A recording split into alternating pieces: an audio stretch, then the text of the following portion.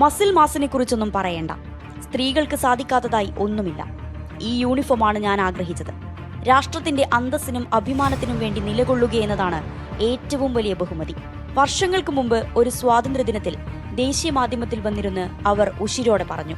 Indian സൈന്യത്തിന്റെ corps of സിഗ്നൽസിലെ ആദ്യ വനിതാ ഓഫീസർ, ബഹുരാഷ്ട്ര സൈനികാഭ്യാസത്തിൽ ഇന്ത്യൻ സൈനിക സംഘത്തെ നയിച്ച ആദ്യ വനിത, നേതൃപാടവവും അർപ്പണബോധവും കൊണ്ട് രാജ്യത്തിന്റെ ആത്മാഭിമാനത്തിന് കാവൽക്കാരിയായി ഇന്ന് ആഘോഷിക്കപ്പെടുന്ന കേണൽ സോഫിയ ഖുറേഷി.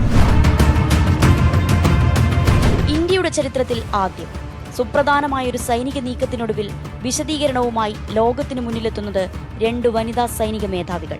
പഹൽഗാമിൽ ഇടനെഞ്ചിൽ വെടിയുണ്ട തുളച്ചു കയറി ജീവൻ പൊലിഞ്ഞ പുരുഷന്മാർക്കരികിലിരുന്ന് കണ്ണീർ വാർത്ത സ്ത്രീകൾക്ക് വേണ്ടി കണക്ക് ചോദിച്ചാണ് അവർ വരുന്നത്.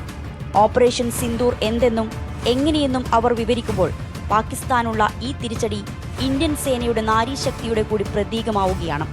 ഞാൻ പൂർണ്ണമായും സൈനിക പശ്ചാത്തലമുള്ള കുടുംബത്തിൽ നിന്നാണ് വരുന്നത്. ഞാൻ കുഞ്ഞായിരിക്കുമ്പോൾ മുതൽ ആർമി ലൈഫ് കാണുന്നുണ്ട്. ഓഫീസറാകണം എന്ന ആഗ്രഹം സ്വാഭാവികമായും ഉണ്ടായി. അതുമാത്രമല്ല കാരണം കേട്ടോ, എൻ്റെ മുത്തശ്ശിയുടെ അമ്മ റാണി ലക്ഷ്മിഭായിക്കൊപ്പം പോരാടിയ ആളായിരുന്നു. രാജ്യത്തിന് വേണ്ടി നിലകൊള്ളേണ്ടതും പ്രതിരോധം തീർക്കേണ്ടതും പൗരന്മാരുടെ കടമയെന്നാണ് എൻ്റെ മുത്തശ്ശൻ പറയാറുണ്ടായിരുന്നത്. സോഫിയ ഖുറേഷി തൻ്റെ വഴി തനി വഴിയാണെന്ന് നേരത്തെ തന്നെ രാജ്യത്തെ ബോധ്യപ്പെടുത്തിയിട്ടുള്ളതാണ്.